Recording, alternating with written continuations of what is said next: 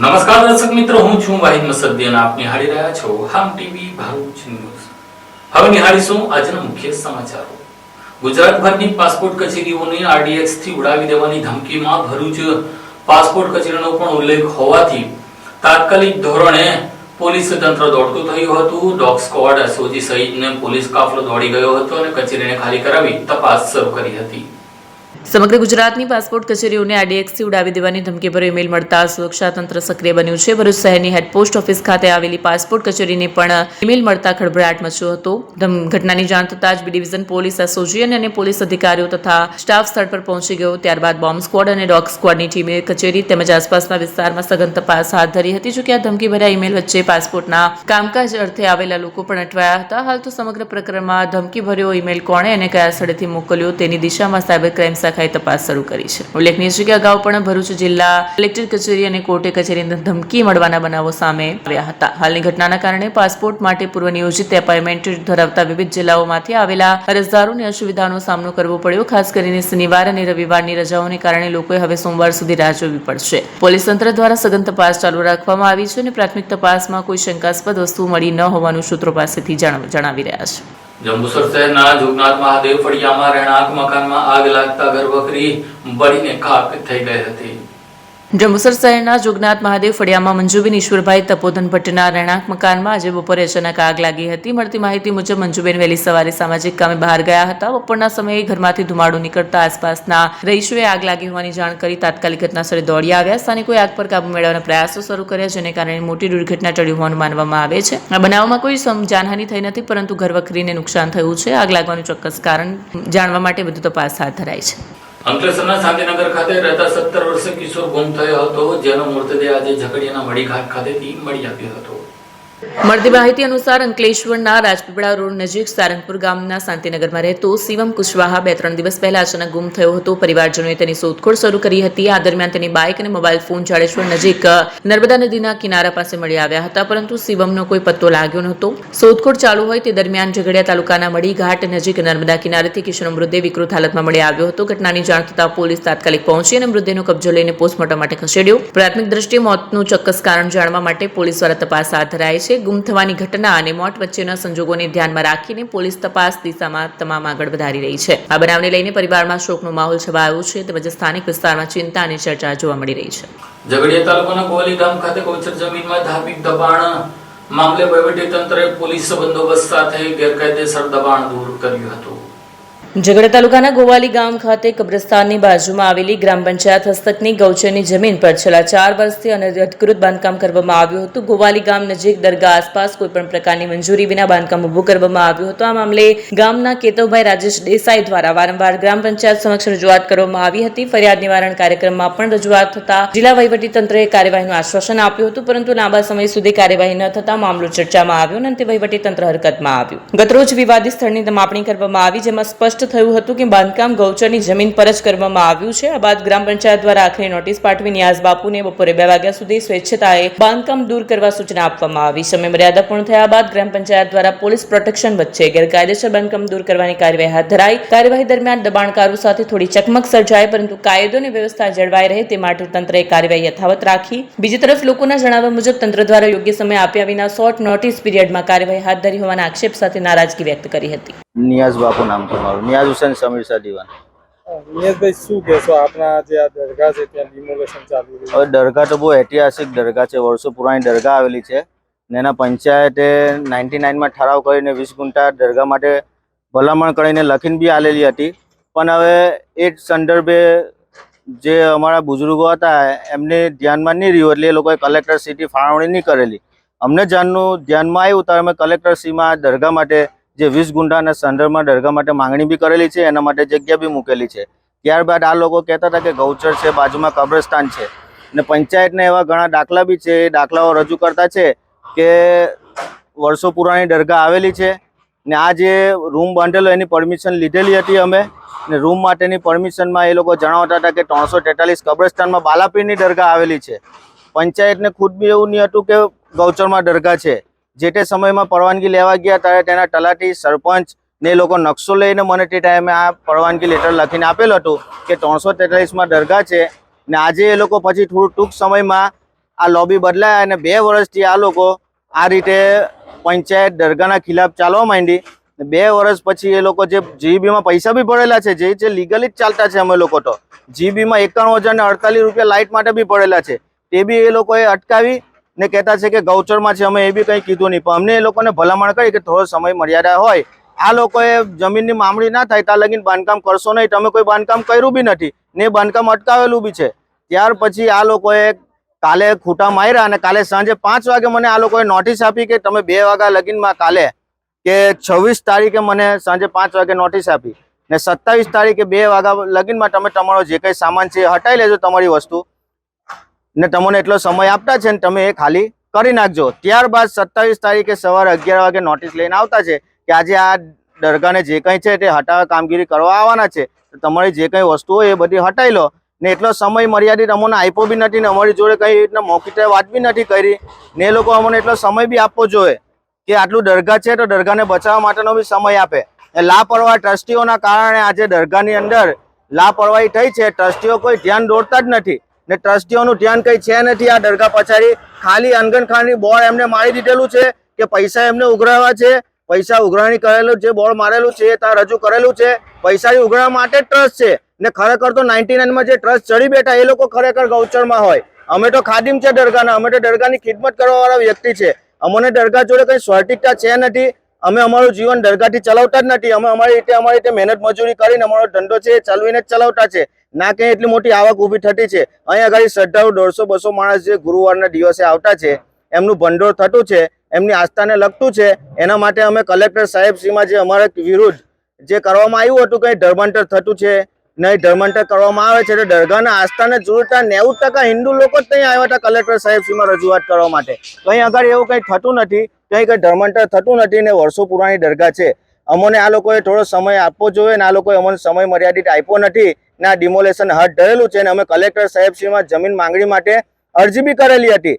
એવું જણાવ્યું, તલાટી સાહેબને જણાવેલું બી હતું, પણ તલાટી સાહેબે બી કંઈ ધ્યાન દોર્યું નહીં એ વાતનું ને આ વાતને લઈને કબ્રસ્તાન 343ની માપણી કરી નાખી. માપણી થઈ એક બાજુ ને એક બાજુ મને અરજી આપી દીધી કે તમે રૂમ ખાલી કરી નાખો દરગાહનો.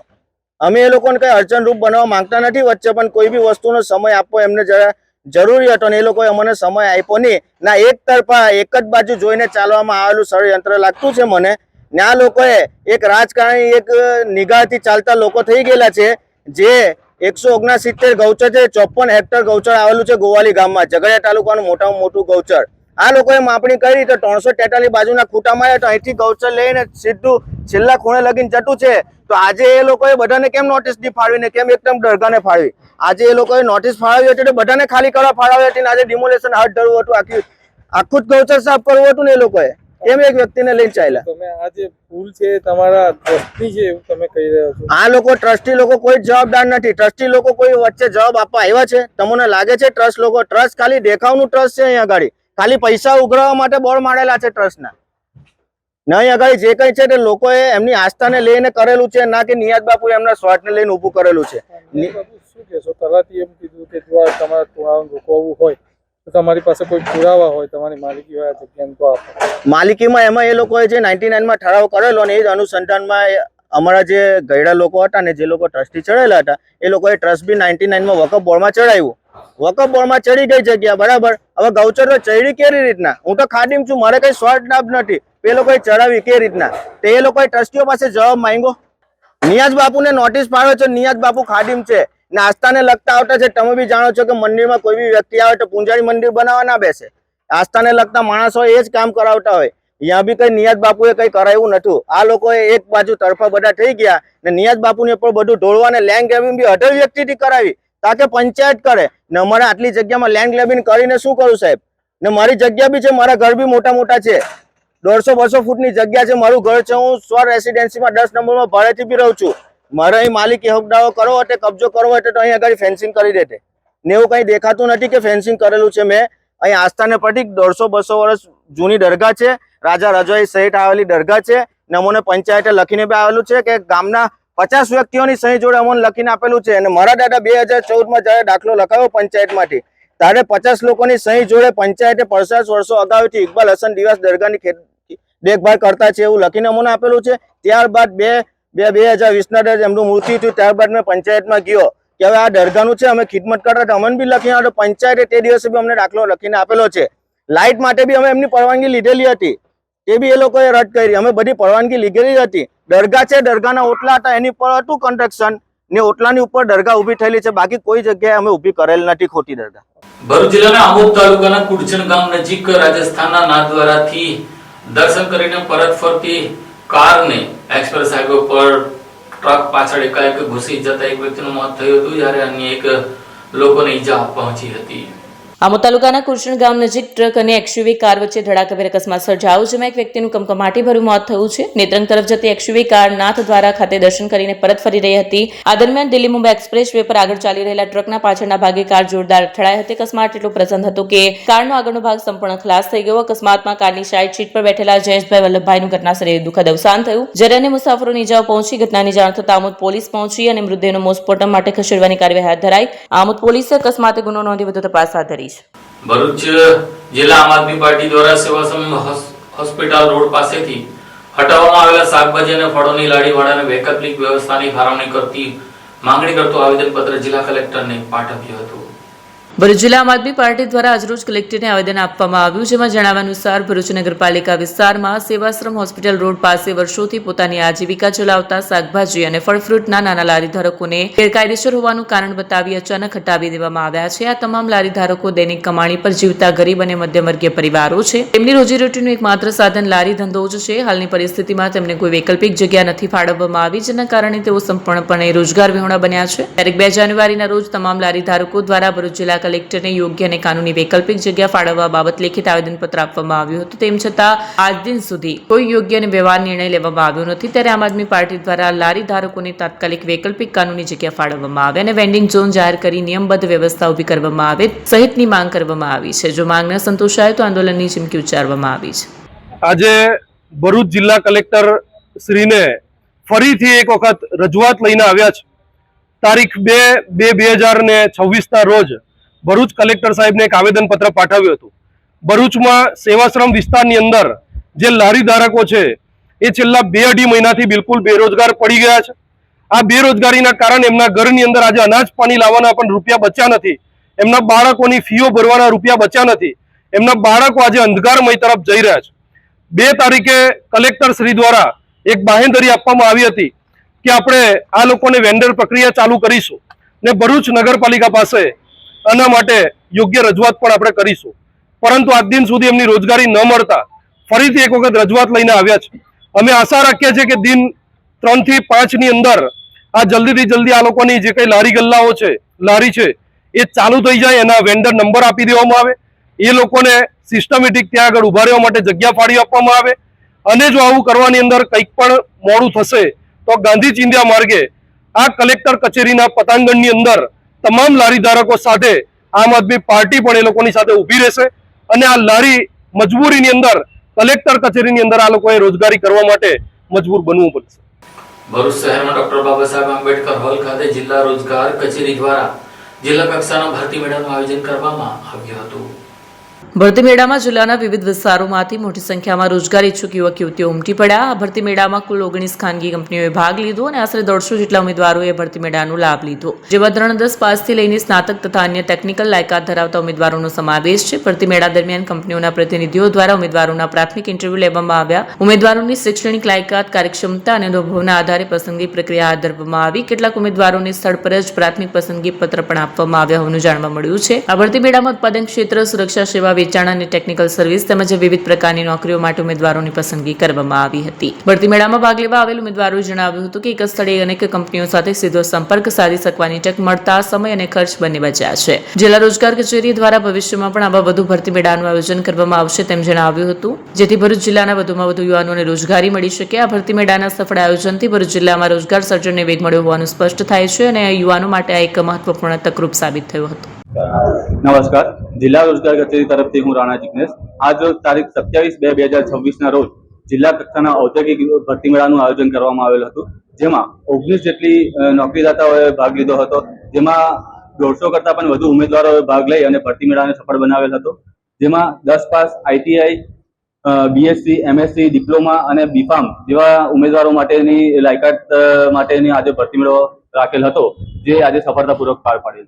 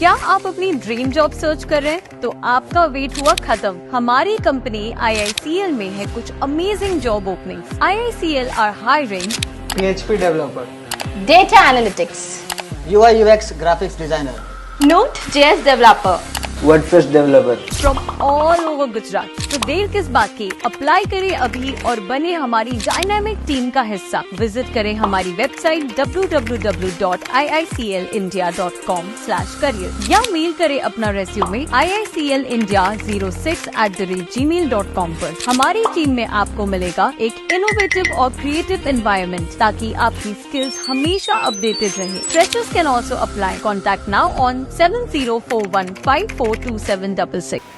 ભરૂચ સુકલ તીર્થ માર્ગ ઉપર કરમણ ગામના યુવાને કોઈ અગમ્ય કારણોસર હાઈવે ટ્રક સામે પડતું મૂકી આપઘાત કરી લીધો હતો. મળતી માહિતી મુજબ ભરૂચના સુકલતીર્થ કડોદ માર્ગ ઉપર આવેલા એક પેટ્રોલ પંપ સામે હૃદયદ્રાવક દુર્ઘટના બની. સુકલતીર્થ આઉટપોસ્ટ પોલીસને માર્ગ અકસ્માતમાં એક વ્યક્તિના મૃત્યુની જાણ થતાં જ પોલીસ તાત્કાલિક ઘટનાસ્થળે પહોંચી હતી. તપાસ દરમિયાન જાણવા મળ્યું કે કરમાળ ગામના નિલેશ રતિલાલ વસાવા નામના યુવાને હાઈવે ટ્રક સામે દોડી નીચે આવી આપઘાત કર્યો. ડ્રાઈવર કંઈ સમજે તે પહેલા જ ટ્રકના ટાયર ફરી વળતા સેકન્ડોમાં જ યુવકનું ઘટનાસ્થળે મોત થયું. ઘટના બની ત્યાં જ નજીકના પેટ્રોલ પંપ પર લાગેલા સીસીટીવી કેમેરામાં સમગ્ર ઘટના કેદ થઈ. ફૂટેજમાં યુવાન ટ્રક તરફ દોડી જાય તેની નીચે કૂદતો સ્પષ્ટ જોવા મળે છે. બનાવની જાણ થતાં પરિવારજનો હોસ્પિટલ ખાતે દોડી આવ્યા હતા. હાલ નબીપુર પોલીસે આપઘાત પાછળનું ચોક્કસ કારણ જાણવા માટે તપાસ હાથ ધરી રહી છે. આત્મહત્યાનું કારણ હજુ સુધી સ્પષ્ટ થયું નથી. પોલીસે આ મામલે વધુ તપાસ શરૂ કરી છે. ઉલ્લેખનીય છે કે જો ઘટના સીસીટીવીમાં કેદ ન થઈ હોત તો કદાચ આત્મહત્યાનો બનાવ અકસ્માત નથી તે સાબિત કરવું પણ હાઈવે ચાલક માટે મુશ્કેલ બની જાત તે પણ વિચારવા જેવી બાબત છે. અંકલેશ્વરના ગડકોટ ટી બ્રિજ પર ટ્રકની ટક્કરે કારને અડફેટે લેતા વાહનોનો ચક્કાજામ સર્જાયો હતો. અંકલેશ્વરના વ્યસ્ત ગણાતા ગડખોલ ટી બ્રિજ ઉપર આજે અકસ્માતની ઘટના સર્જાઈ, જેમાં બેફામ ગતિએ આવી રહેલા ટ્રકે આગળ ચાલી રહેલી 4 વ્હીલ કારને પાછળથી જોરદાર ટક્કર મારી. મળતી માહિતી મુજબ ટ્રક ચાલકે અચાનક સ્ટીયરિંગ પરથી કાબુ ગુમાવતા અકસ્માત સર્જાયો. ટક્કર એટલી જોરદાર હતી કે કારના પાછળના તેમજ સાઈડના ભાગને ભારે નુકસાન પહોંચ્યું. સદનસીબે જાનહાની ટળી હતી, પરંતુ કાર ચાલકને મોટું આર્થિક નુકસાન વેઠવાનો વારો આવ્યો છે. બ્રિજની વચ્ચે અકસ્માત બનતા જ થોડા જ સમયમાં બંને બાજુ વાહનોની લાંબી કતારો લાગી ગઈ હતી અને ટ્રાફિક જામની સ્થિતિ સર્જાઈ હતી. ઘટનાની જાણ થતાં ટ્રાફિક બ્રિગેડના જવાનો પહોંચ્યા. જવાનોની ઝડપી કામગીરીથી અકસ્માતગ્રસ્ત વાહનોને સાઈડ પર ખસેડવામાં આવ્યા અને ધીમે ધીમે ટ્રાફિક વ્યવહાર ફરી શરૂ કરવામાં આવ્યો. આ બનાવને લઈને થોડા સમય માટે વાહન ચાલકોને ભારે મુશ્કેલીનો સામનો કરવો પડ્યો હતો. અંકલેશ્વરની Patel arts and commerce college ખાતે છિલગુરી નવલકથા ઉપર વ્યાખ્યાન યોજાયું હતું. અંકલેશ્વરની શ્રી ઠાકોરભાઈ પટેલ આર્ટ્સ અને કોમર્સ કોલેજ ખાતે સંગોષ્ઠી શ્રેણી કડી 3 અંતર્ગત પ્રસિદ્ધ સાહિત્યકાર અને પ્રખર સમીક્ષક ડોક્ટર મહિપતસિંહ રાવલજીનું વ્યાખ્યાન યોજાયું હતું. કાર્યક્રમનો વિષય લેખિકા જયશ્રી ચૌધરીની નવલકથા છીલગુરી રહ્યો. કાર્યક્રમની શરૂઆત કોલેજના પૂર્વ આચાર્ય ડોક્ટર હેમંત દેસાઈના સ્વાગત પ્રવચનથી થઈ. ત્યારબાદ લેખિકા જયશ્રી ચૌધરીએ પ્રાસંગિક ઉદ્બોધન કર્યું. મુખ્ય વક્તા તરીકે ડોક્ટર મહિપતસિંહ રાવલજીએ છીલગુરી રચના રીતિની દ્રષ્ટિએ વિષય પર વિસ્તૃત વ્યાખ્યાન આપ્યું, જેમાં નવલકથાના સાહિત્યિક માળખા, અભિવ્યક્તિ અને રચનાત્મક અંગે ઊંડાણપૂર્વક ચર્ચા કરવામાં આવી. કાર્યક્રમનું સંચાલન ડોક્ટર જગદીશ કંઠારિયાએ કર્યું. એક ફિક્શનલ વિલેજ જેમ થોમસ હાર્ડીનું વેસેક્સ હોય, આરકે નારાયણનું માલપુરી હોય, પન્નાલાલ પટેલનું ઈડરિયો પ્રદેશ હોય, તેમ આ છીલુગરી, આહવા ડાંગ, ખાસ કરીને સાપુતારા અને નાસિકની વચ્ચેનો એક આખો ફિક્શનલ વિલેજની અમને કલ્પના કરી છે. અને ત્યાં આ જે નવલકથાનું લોકેશન જે છે, લોકાલ છે, આદિવાસી વિસ્તાર, હજારો વર્ષથી આ જે વિસ્તાર છે એને આજના આધુનિક બલકે પોસ્ટ મોડર્નિઝમ સાથે એમને જોડી આપ્યું છે. લગભગ 2025માં પ્રસિદ્ધ થયેલી આ નવલકથા અદ્ભુત રસની નવલકથા છે. 2025માં પ્રગટ થયેલી છીલુગરી નવલકથા વિશે આખી જે શ્રેણી ચાલી રહી છે એમાં આજે કડી 3માં બહુ જાણીતા ગુજરાત રાજ્યના બહુ મોટા સાહિત્યકાર એવા મહિપતસિંહ રાવલજી છીલુગરી 3 વિશે વ્યાખ્યાન આપી રહ્યા છે. આપ સૌને વિદિત છે કે છીલુગરી નવલકથા એ યુવાનોને એક નવી દિશા આપે છે અને એક આદર્શ ગામની પરિકલ્પના રજૂ કરે છે. આ નવલકથા વિશે અગાઉ પણ ભરત મહેતાએ વ્યાખ્યાન આપ્યું છે, ત્યાર પછી જાણીતા વરિષ્ઠ પત્રકાર એવા બકુલ ટેલરે વ્યાખ્યાન આપ્યું છે અને ઘણા બધા સમીક્ષકોએ એના વિશે વાત કરી છે. તો મારા માટે આ સદભાગ્યની વાત છે કે આ ત્રીજી કડી અહીં પ્રસ્તુત થઈ રહી છે. તે માટે હું આપ સૌની ખૂબ આભારી છું અને છીલુગરી નવલકથાને જરૂર પ્રેક્ષકો કે દર્શકો વાંચે એ પણ એટલું જ આવશ્યક છે, કેમ કે આવી નવલકથાઓ જબલ્લે જ પ્રગટ થતી હોય છે જે ભારતીય સંસ્કૃતિને અને સાથે સાથે આદિવાસી સંસ્કૃતિને ઉજાગર કરે છે, જે અલિખિત ઇતિહાસ છે તેને પ્રસ્તુત કરે છે અને યુવાનોને એક નવી દિશા આપે છે કે રાષ્ટ્રના ઘડતર માટે આપણે શું કરવું જોઈએ. અને હું આભારી છું અંકલેશ્વર ભરૂચ પ્રદેશના માટે કે જેમને લીધે મને આવા સરસ કથા વસ્તુ મળતા રહ્યા છે અને તમામ તરફથી મને પ્રોત્સાહન મળે છે. જેમ કે માનનીય ઈશ્વરસિંહ પટેલ હોય, અમારી કોલેજના આચાર્ય શ્રી ડૉક્ટર જી કે નંદા હોય અને મીડિયા કર્મીઓની પણ હું હૃદયપૂર્વક આભારી છું કે તેઓ આવા સકારાત્મક સમાચાર પ્રગટ કરીને મને પ્રોત્સાહિત કરતા રહે છે. આપ સૌનો ખૂબ ખૂબ આભાર. અંકલેશ્વર જેડીસી પોલીસે ભરણપોષણના કેસમાં ફરાર આરોપીને ઝડપી લીધો હતો. ફેમિલી કોર્ટ જૂનાગઢ દ્વારા ભરણપોષણ કેસમાં સજા વોરંટ જાહેર કરાયેલા નાસ્તા ફરતા આરોપીને અંકલેશ્વર જેડીસી પોલીસે ઝડપી પાડ્યો. અંકલેશ્વર જેડીસી પોલીસ સ્ટેશનના સર્વેલન્સ સ્ટાફે માનવીય તથા ટેકનિકલ ઇન્ટેલિજન્સના આધારે કોસંબડી ગામ અંકલેશ્વર ખાતેથી આરોપીને ઝડપ્યો છે. પકડાયેલા આરોપી આરિફ જમાલ અબડા હાલ રહે મોરાફળિયું મદ્રેસા સ્કૂલ સામે કોસંબડી અંકલેશ્વર. ફેમિલી કોર્ટ જૂનાગઢ દ્વારા 210 દિવસની સાદી કેદ તથા 7 મહિનાના ભરણપોષણ રૂપે ₹24,500 ચૂકવવાની સજા ફરમાવવામાં આવી હતી. સજા બાદ ફરાર રહેલા આરોપીને ઝડપી પાડી આગળની કાર્યવાહી માટે વંથલી પોલીસ સ્ટેશન જૂનાગઢને જાણ કરવામાં આવી છે. હોળીના પર્વમાં આ વખતે ચંદ્રગ્રહણના સંજોગોને કારણે અસમંજસ જોવા મળી રહ્યું છે. ત્યારે ભરૂચના જાણીતા જ્યોતિષ શાસ્ત્રીએ કંઈક મહત્વપૂર્ણ માહિતી આપી હતી. હોળીના પર્વ પર આ વર્ષે ચંદ્રગ્રહણના સંજોગોને કારણે શ્રદ્ધાળુઓમાં અસમંજસ સર્જાયું હતું. ખાસ કરીને હોલિકા દહન કયા દિવસે કરવું તે મુદ્દે વિવિધ મત પ્રચલિત થતા લોકોમાં ગૂંચવણ ઊભી થઈ હતી. આ મુદ્દે ભરૂચના જાણીતા કર્મકાંડી અને જ્યોતિષી ગિરીશભાઈ શુક્લએ શાસ્ત્રાધારિત સ્પષ્ટ તારીખ આપી છે. તેમના જણાવ્યા અનુસાર 3 માર્ચે પૂર્ણિમા તિથિ હોવા છતાં તે દિવસે ખગ્રાસ ચંદ્રગ્રહણ લાગુ પડતું હોવાથી હોલિકા દહન કરવું શાસ્ત્ર સંમત ગણાતું નથી. ગ્રહણકાળ દરમિયાન શુભ અને માંગલિક કાર્યોથી વર્જિત રાખવાની પરંપરા છે. જ્યોતિષાચાર્યના કહેવા મુજબ હોલિકા દહન માટે પ્રદોષકાળ અને પૂર્ણિમા તિથિનું વિશેષ મહત્વ છે. જો પૂર્ણિમા દિવસે ગ્રહણ આવે તો અગાઉના દિવસે એટલે કે 2 માર્ચે પ્રદોષકાળમાં હોલિકા દહન કરવું હિતાવહ અને શાસ્ત્ર સંગત ગણાય છે. વળી બીજી માર્ચે સાંજે પૂનમની તિથિ થઈ જાય છે. આથી બીજી માર્ચના રોજ જ હોળિકા ઉત્સવ કરવો જોઈએ. આ તરફ તારીખ 3 અને 4 માર્ચના રોજ ધૂળેટીનું પર્વ ઉજવવામાં આવશે. ગ્રહણની વાત કરીએ તો તારીખ 3 માર્ચના રોજ ચંદ્રગ્રહણ થશે. ગ્રહણની છાયા સ્પર્શ બપોરે અંદાજે 3:20 વાગ્યે, આંશિક ગ્રહણ શરૂ બપોરે અંદાજે 4:30 વાગ્યે, પૂર્ણ ગ્રહણ તબક્કો સાંજે અંદાજે 4:35 થી 35 સુધી અને ગ્રહણ સમાપ્તિ સાંજે લગભગ 6:45 વાગ્યે થશે. આ ગ્રહણ દેખાવાનું હોવાથી તેને પાડવાનું પણ રહેશે. આ વર્ષે ફાગણ સુદ પૂનમ મંગળવાર તે દિવસને વિશે ખગ્રાસ ચંદ્રગ્રહણ છે જે ભારતમાં દેખાશે. એનો સ્પર્શ છે તે બપોરે 3:20 થશે અને મોક્ષનો સમય છે તે 6:48 છે. સૂર્ય ઉદય પહેલા એના નિયમોનું પાલન કરવું આવશ્યક છે. પ્રથમ સૂર્યોદય પહેલાની જે કંઈ આરતી પૂજા હોય તે કરીને મંદિરો બંધ રાખવા જોઈએ એવો મારો મત છે. બાળકો છે અને વૃદ્ધો છે તેમના માટે બપોર સુધીમાં ભોજન કરવું આ છે તે એમાં કોઈ દોષ નથી. પણ જે સ્વસ્થ છે તેમણે તો એના નિયમોનું પાલન કરવું જોઈએ. તો એનું પાલન સૂર્ય ઉદય થાય ત્યાંથી કરવું શરૂઆત કરી. બીજા નંબરમાં કે મોક્ષ સમય પૂર્ણ થયા પછી સ્નાન વિધિ કરીને બાકીના જે કંઈ કાર્ય હોય એ કરી શકાય છે. આ ગ્રહણ ખાસ કરીને સિંહ રાશિમાં થતું હોવાથી મિથુન, તુલા, વૃશ્ચિક અને મીન આના માટે શુભ રહેશે. મેષ, કર્ક, ધન અને કુંભ માટે મિશ્ર રહેશે અને વૃષભ, સિંહ, કન્યા અને મકર રાશિ માટે થોડું અનિષ્ટ રહેશે. આ પ્રમાણે રાશિ પ્રમાણેનું ફળ મળશે.